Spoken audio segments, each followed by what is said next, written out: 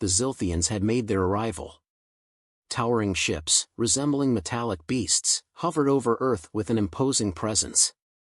The galaxy had heard of their reputation, an unstoppable, technologically superior species that had wiped out countless civilizations.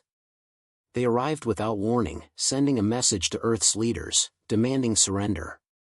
"Resist, and we will annihilate you," their leader, Xyloth Prime, declared, his voice echoing through every global communication network. The Zilthians had been meticulously planning this invasion for years, carefully studying humanity from afar. Their intelligence reports indicated that Earth was a low-tech planet, one full of weak, primitive species. It seemed like an easy conquest. Their ship weapons could level entire cities in seconds, their technology light years ahead of anything Earth had ever seen. Humanity, with its backward weapons and inability to unite, seemed ripe for subjugation. Xyloth Prime, a being as tall as a skyscraper, was confident that this would be over in a matter of days. But what the Zilthians didn't anticipate was that Earth wasn't a predictable target. The humans weren't as easily intimidated as they had assumed. The first strike came swiftly, a barrage of energy beams aimed at Earth's most populous cities. The alien fleet deployed the most advanced weaponry they had, mass destruction lasers that could vaporize entire cities. The Zilthians expected humanity to panic and cower in fear, begging for mercy. However, as their weapons powered up and their ships prepared to fire, something utterly strange occurred.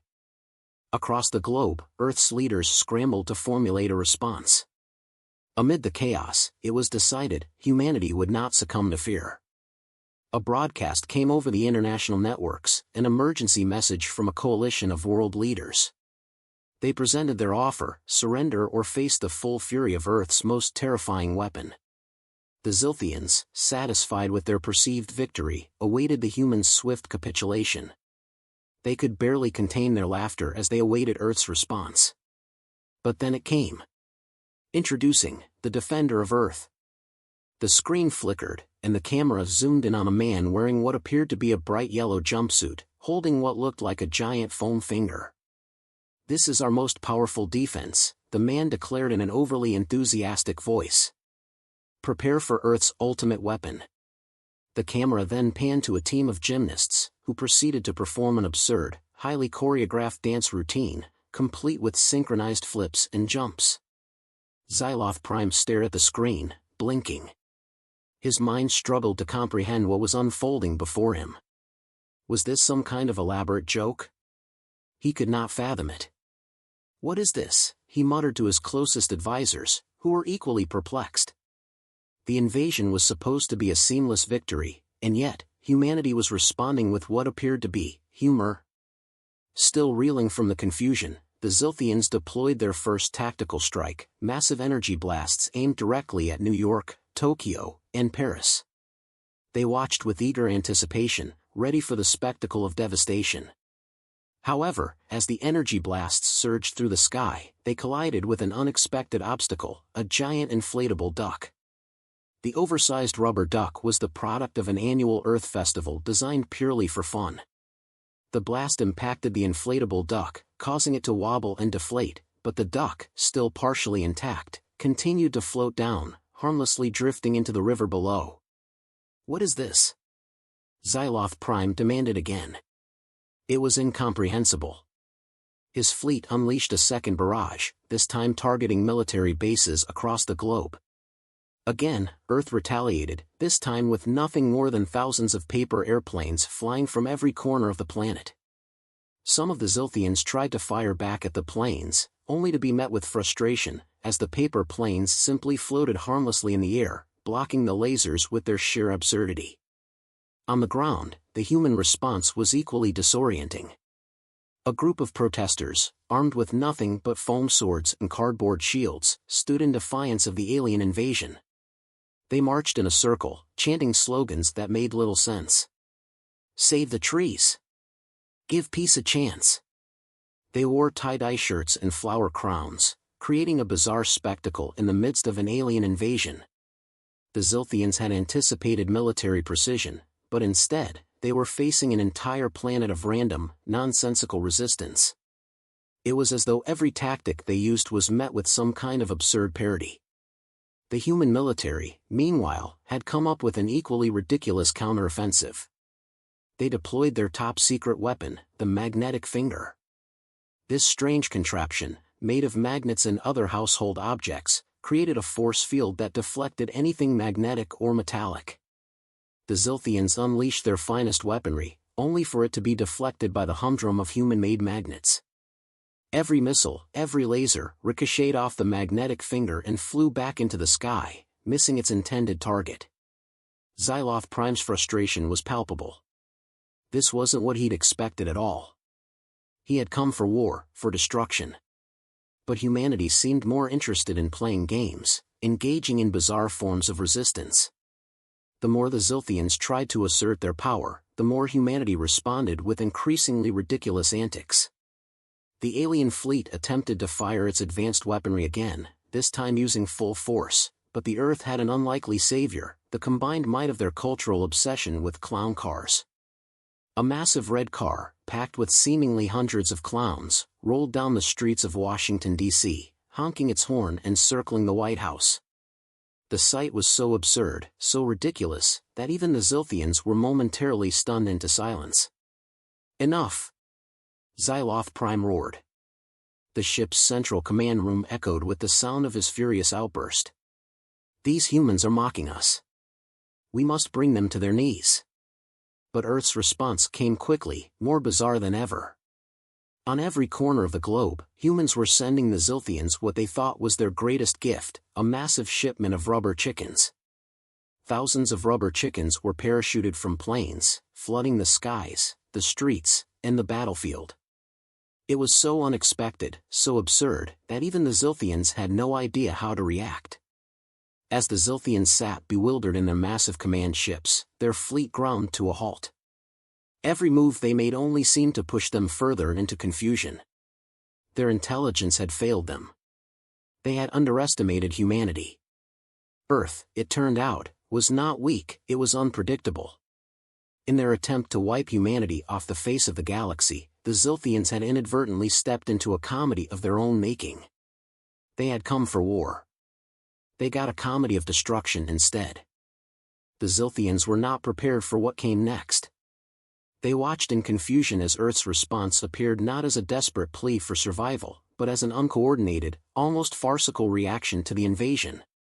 At first, the Zilthians thought it was a fluke. They believed it was some primitive form of resistance, the last gasp of a desperate species. But then, it became apparent that Earth's leaders had devised a completely absurd counteroffensive. The first thing that struck the Zilthians was the nature of Earth's military forces. The Zilthians had targeted key global defense centers, expecting to face technologically advanced weaponry or at least traditional forms of warfare. What they found were armies of humans charging into battle with the most bizarre assortment of weapons imaginable. Instead of tanks, there were inflatable replicas of tanks rolling down streets. Instead of laser cannons, Earth had launched fleets of drones with nothing but speakers blaring pop music and prank calls. This wasn't a military strategy, it was the chaotic, unrelenting spirit of humanity on display. And the Zilthians had no idea how to process it. As Xyloth Prime ordered his fleet to fire, the targets they had chosen seemed impervious to their weapons. When lasers hit buildings, they didn't implode in the usual, dramatic fashion. Instead, the structures turned into giant rubber balloons, absurdly bouncing and reshaping like something out of a slapstick comedy show. These buildings were the work of Earth's most creative minds, who had designed them to withstand, not destroy, whatever the Zilthians could throw at them. Their lasers, instead of disintegrating structures, seemed to hit invisible energy fields. These were part of a worldwide initiative, one built by an underground group of engineers and entertainers who had spent years preparing for something, though they didn't know what. Meanwhile, in other locations, military bases were transformed into chaotic battlegrounds of confusion. The soldiers were not dressed in tactical armor. Instead, they were dressed as clowns, their faces painted in garish colors, armed only with confetti cannons and rubber chickens. The Zilthians, who had expected precision strikes and tactical warfare, were thrown off balance by the sheer absurdity of the response. Every attack on Earth's surface seemed to be met with more ridiculousness: trucks filled with giant foam fingers, soldiers waving peace flags while blasting disco music, and military drones dropping plush toys from the sky.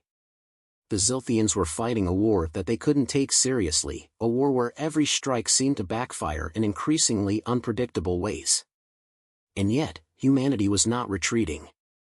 It wasn't surrendering. Instead, Earth was playing its own game, a game that confused and unnerved the Zilthians. What was going on here? How were these primitive creatures able to turn their weapons into jokes, their battles into farce, and still keep fighting? The confusion was compounded when Earth's most famous comedians were called into action. Rather than retreating or accepting the fate of destruction, many of Earth's brightest minds came together to form a resistance, led by a team of YouTube personalities, stand-up comedians, and improvisational actors. They weren't military strategists, they were entertainers. They used humor as their weapon, crafting elaborate pranks designed to sabotage the Zilthians' attempts at domination. As the Zilthians launched high-tech missiles aimed at Earth's major cities, humanity responded with booby traps, rubber band guns, and elaborate optical illusions. Every missile that struck Earth seemed to get caught in some ridiculous snafu, exploding into clouds of glitter or getting diverted by massive inflatable beach balls that had been strategically placed in orbit. The first real twist came when Earth's engineers managed to hijack one of the Zilthians' own advanced ships. Using nothing more than basic tools and a lot of duct tape, they converted the ship into a mobile circus, complete with acrobats, juggling robots, and fire-breathing clowns.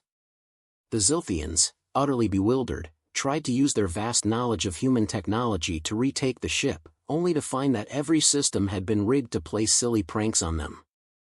Their sophisticated targeting systems malfunctioned, their comms were overrun with jokes, and every attempt to subdue the ship only made it more ridiculous. The ship's onboard AI, an unassuming, somewhat friendly system with a love of slapstick humor, only made matters worse, running its programs on loop and repeating jokes like "Why don't skeletons fight each other? They don't have the guts." The Zilthians were at a loss, unable to understand why their formidable tech was suddenly rendered ineffective by these simple human tactics. Despite their growing frustration, the Zilthians refused to give up. They doubled down, sending more troops and ships to Earth, convinced that they had simply underestimated humanity's willpower. But the more they tried to fight back, the more absurd the situation became. At one point, an entire Zilthian battalion was trapped in a large carnival maze, unable to escape as human civilians, who had somehow gotten hold of their uniforms, pretended to be part of the Zilthian ranks, confusing the invaders even further. The Zilthians had no idea whether they were fighting a legitimate enemy or being sucked into a prank war orchestrated by an alien species far more peculiar than they had ever anticipated. By now, the entire planet was in on the joke. News outlets reported on the war as if it were the latest viral trend, with billions of Earth's inhabitants tuning in to watch the spectacle unfold. The Zilthians had come expecting a brutal and calculated war, but instead, they had walked right into the most bewildering game of absurdity in the galaxy. They were starting to lose their grip on the very idea of war itself. Every attempt to exert control was met with more unexpected resistance, more laughter, more confusion, and more ridiculousness. And yet, despite the growing chaos, one thing remained true: humanity wasn't backing down. The fight for Earth's survival had turned into a global comedy of errors. The Zilthians had no idea that their war had already been won, not through superior weapons or military strategies, but through something that only humanity could muster: the power of pure, unrelenting absurdity. Despite the chaos, the Zilthians refused to believe what they were seeing. How could a supposedly primitive species defy them in such an absurd fashion? It was as if Earth's resistance wasn't just ineffectual, it was mocking them. What had begun as a brutal invasion, meant to extinguish humanity in a matter of days, had turned into a nightmare of confusion, frustration, and unexpected humor. As their attacks faltered, the Zilthians turned their attention to the global media networks. Surely, they thought, Earth's people would begin to panic, to seek refuge, or, at the very least, to beg for mercy. Instead, what they found was the complete opposite. Humans, facing near certain destruction, had begun to laugh. The world's most famous comedians held emergency broadcasts where they interviewed Zilthians, making them the subjects of the most ridiculous pranks imaginable. From spoof news coverage that made the Zilthians look like bumbling fools to social media memes that spread faster than wildfire, Earth's collective sense of humor became their strongest defense. The Zilthians did not understand humor. For them, laughter was a sign of weakness, a frivolous emotion that had no place in warfare. Yet, on Earth, it was becoming the most potent weapon in their arsenal. Xyloth Prime, bewildered by the sheer absurdity of it all, issued commands to ramp up the invasion, hoping that sheer force would finally bring humanity to its knees. But instead of terror, humans responded with more pranks, thousands of them. In Paris, the Eiffel Tower was wrapped in a giant, inflatable hot dog costume. In New York, the Empire State Building was draped in neon pink lights, spelling out "Come at me, bro" in giant letters. It was as if Earth had become one big carnival, and the Zilthians were the punchline. As the days passed, the Zilthians became more and more desperate. They tried to deploy their most powerful weapon, an energy pulse that could erase cities in an instant. They focused in on London, a city they believed would be the perfect target to demonstrate their might. But as the pulse descended from the sky, Earth's forces launched their secret weapon, an army of individuals dressed in inflatable dinosaur costumes, running toward the impact zone. They looked absurd, yes, but their timing was impeccable. The Zilthians' energy pulse hit the massive costumed army, and instead of obliterating them, it caused an unexpected side effect. The pulse, absorbed by the inflatable suits, spread across the land in a wave of harmless energy. Instead of destruction, it left behind a vibrant rainbow-colored cloud that appeared in the sky, followed by a triumphant cheer from the humans below. Frustration turned to confusion as the Zilthians realized that their most devastating weapon had been neutralized by nothing more than sheer ridiculousness. But it wasn't over yet. They hadn't given up, and neither had Earth. In fact, the humor that had begun to define Earth's resistance had taken on a life of its own. What had started as a spontaneous form of defense had become a coordinated, global movement, a resistance that had harnessed Earth's creativity, wit, and sheer absurdity in ways the Zilthians could not fathom.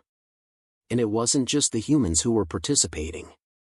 Rumors began to spread of Zilthians within their own ranks defecting, not because of military pressure, but because of Earth's unexpected ingenuity. Some Zilthian soldiers, after seeing the viral Earth memes, began to question their mission. It wasn't that they didn't have the power to win, they did. But Earth's uncanny ability to turn everything into a joke made them question their purpose.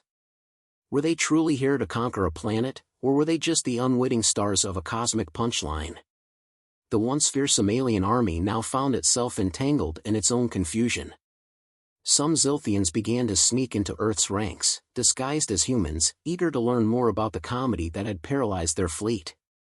These would-be defectors started sending secret messages back to their leaders, warning them that Earth's power didn't lie in weapons, it lay in their ability to laugh in the face of destruction. The twist came when the Zilthian forces received a broadcast from Earth's top comedian, who had become a sort of unintentional leader in the ongoing war. The comedian addressed the entire Zilthian fleet, mocking them with a new skit that parodied Xyloth Prime. Using advanced projection technology, the comedian staged a mock battle in which a giant Xyloth Prime was defeated by a giant rubber chicken wielding a laser pointer. The broadcast went viral, not just on Earth, but somehow, through the vast reaches of space, into the Zilthian ships. Xyloth Prime, utterly bewildered by this turn of events, summoned his highest-ranking officers to discuss how to regain control. But they couldn't stop laughing. Even the Zilthians who had once been ruthless conquerors were now chuckling at the absurdity of their own situation. The Earthlings were winning, not with weapons, but with humor, a force more alien to the Zilthians than their most advanced technology. At that moment, Xyloth Prime realized that perhaps their most advanced weapon had already been used against them, and it was something he couldn't defeat.